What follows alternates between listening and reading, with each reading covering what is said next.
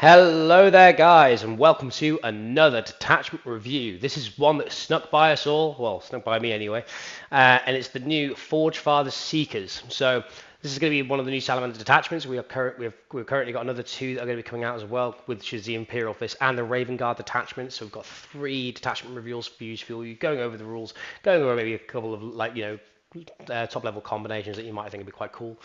Now, to start off with, this reads very similar to the Firestorm detachment. So you've got the advance and shoot and all that sort of thing. But let's get into it. So we start off, we're going to look at Vulkan's new data sheet. Well, his data sheet hasn't changed too much, but the model has changed indeed. As you can see, he's got him in all of his glory above there. This is obviously a great new model for Vulkan, and he's very, very cool. So let's go over it. So start off, we've got movement 6 and standard, toughness 4, 2 up save, 5 wounds, leadership 6, and a 4 up invuln. Very standard for a captain / chapter master sort of profile. Nothing out of the ordinary there. Then we have his ranged weapons. Got bolt plus as usual, and then a gauntlet of fire. So ignores cover, pistol, and torrent. So it's d6 plus 3, strength 6, AP 1, 1 damage. This is obviously very cool. It's a decent Overwatch threat. It's just a good shooting profile in general, which is obviously very cool. Then we have the Spear of Vulkan. So he's got 6 attacks in on 2s, strength 6, AP 2, 2 damage. So again, he's got dev wounds, so pretty good combat profile. We like that. It's pretty nice. Then his actual core ability, he's got a Feel of Pain 6 up. He's got the Forge Father. Now this is the main thing that I think this is going to be one of the main selling points for our Vulkan He'stan. So in your shooting phase, select one enemy unit within 24 inches invisible to this model. At the end of the phase, each time a friendly status model makes a rage attack with a torrent or melt weapon, you can reroll the wound roll. This is obviously very good, especially with Infernus Marines and the strat, which we're going to get onto later on, which does the dev wounds. So you can obviously do a lot of cool combinations with that ability.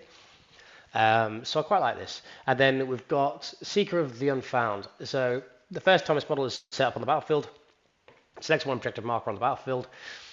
When this model is within range of that objective marker, this model has the objective control characteristic of 10 and leadership characteristic of 5 and a Feel No Pain 4+. So he's got 4 Feel No Pain on this objective, OC 10. This is obviously a lot, so it's quite good. You can see him on an objective and say, this is mine, or at least have to make someone commit something quite significant to try and remove him from that area. So yeah, this is all good.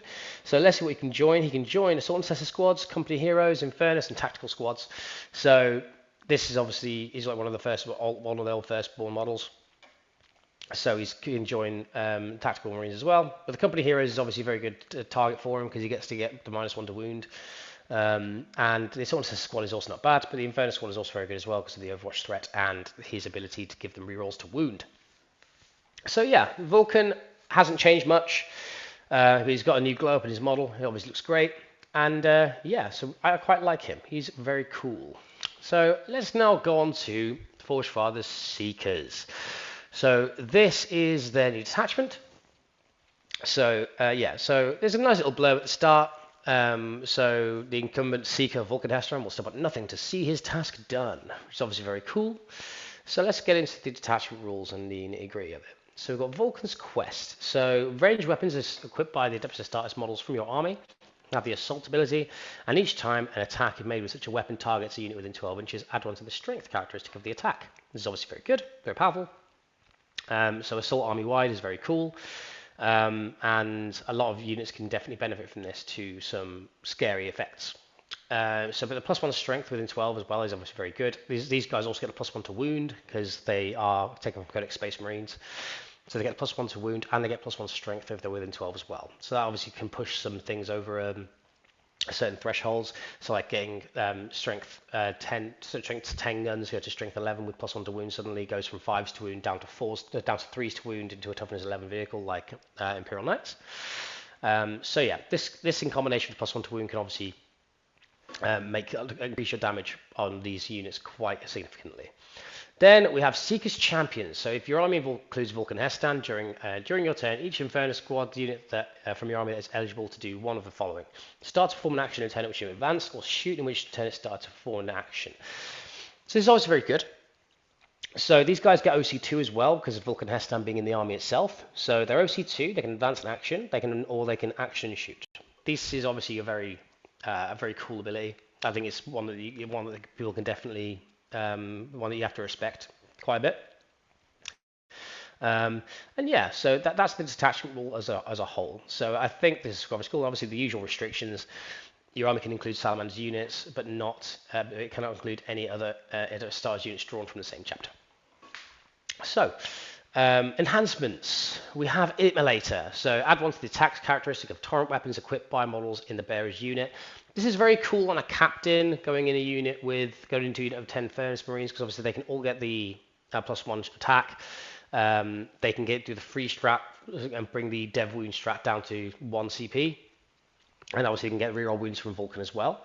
And +1 strength. So these guys can really do a number to a few things in the meta, especially right now. So that enhancement is obviously situationally good. Then we have War Tempered Artifice. So a demonstration style infantry model, add 3 to the strength characteristics of the various melee weapons. It's okay. It's solid. Like, if it's cheap enough, you can definitely see it on like a captain somewhere, just to push them over the edge for certain thresholds and the things you want to be killing. But yeah, I think he's quite cool. I think that's quite cool. Then we go with Forged in Battle. So adapts to status models only, while the bearer is leading a unit once per turn after making a hit or saving throw for the model in that unit. You can change the result to that a modified 6. This, I think, is quite good on, like, I obviously like my little Gravis Captain tech in a lot of these different detachments. This is obviously one of those targets that you can use on that. So it's basically 1 auto save, and he has a free strat for a reroll save as well. So I think this one's going to be seen on quite a few things.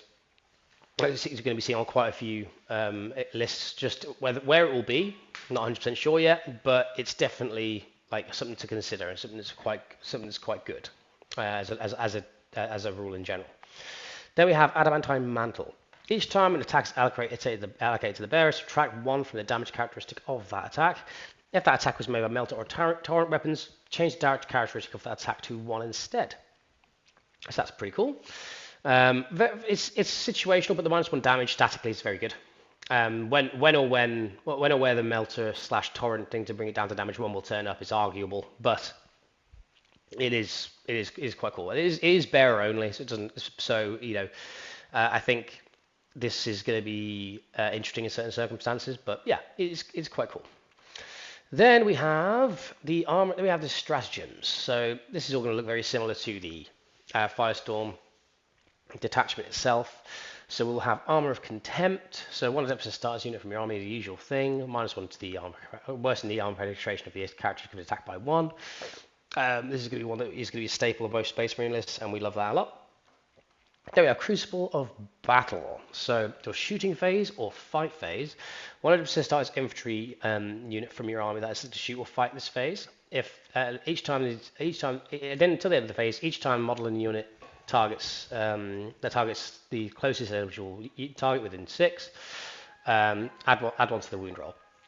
Now, this obviously you've got Oath to give you this as well, so having 2 sources of this is obviously very good, especially if you want to use like the shooting. You only use +1 to wound for the shooting, and then charge, and then use +1 to wound in the combat phase instead. It's obviously very good.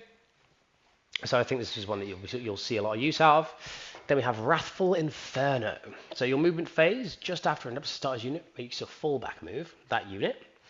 Until the end of the turn, the unit is eligible to shoot in a turn in which it fell back. It's not charged, but you get to fall back and shoot, which obviously, the amount of shooting in the list that you're probably going to be seeing in this sort of structure, you're going to see this being used quite a lot, because this is your only source of it. So it is quite good, and it's one that's a fallback and shoot strat we always love. Next, we have Immolation Protocols, the classic 2 CP dev wounds on your torrent weapons. So this one is going to be seen on. This one's obviously, there's lots of like things that you can use in conjunction for this strat. So aggressors with flamers, Inferno squads with Captain and Vulkan, or just Vulkan's unit itself. But obviously, being 2 CP, you're going to want some form of CP manipulation to try and utilize it quite a lot throughout the game. So I think, like, a free strat here or there, or a way to try and get a CP. Like, you're actively keeping an eye on what cards you can discard, maybe play for the challenger game a little bit more, and get the 2 CP to be able to do this strat is obviously quite good, because it's one of your most powerful strats in the detachment, so it's one that you have to definitely consider to use to some effect. So always plan, if you're going to be using this detachment, I'd say this is a combination you'd be playing around, like a reroll wound and dev strat. And between the two, you'll do damage with it. So next we have Burning Vengeance. So your opponent's shooting phase just after an enemy unit is shot. One attempt to start a transport unit from your army that was selected as the target of one or more of that attack. One unit disembarked within that transport can disembark as if it was your movement phase and can then shoot as if it was your shooting phase, but must target target only that enemy unit when doing so, and can only do so if that enemy unit is the only eligible target. This is very, very situational, guys, but if someone has a moment where they just whiff into a repulsor or something, getting the unit out and shooting back can obviously be very, very devastating, especially for a 1CP stratagem. But obviously, again, it is quite situational, as it were. So yeah, this one's interesting. And then we go on to Blazing Earth. So start of your opponent's charge phase. I think this is one of the new ones, or if it's not a new one, I don't remember it being in the old detachment. But start of your opponent's charge phase. One attempts to start a unit from your army that is equipped with one or more torrent weapons. Select one enemy unit within 12 and visible to the target. Until the end of the phase, each time that unit declares a charge, subtract 2 from the charge roll. So this is obviously, this sounds really good, but it's the fact that it has to be visible.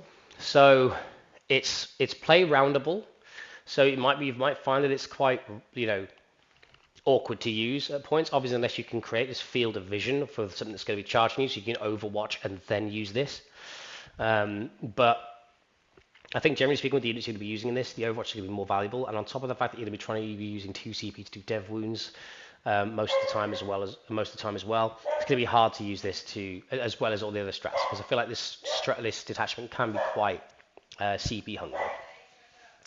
So yeah, I mean, this is obviously a quick video, guys. There's not a monstrous amount of new stuff to cover in this detachment, but I do think this is an interesting structure of a detachment, and I think it does give the Salamanders some new and interesting things.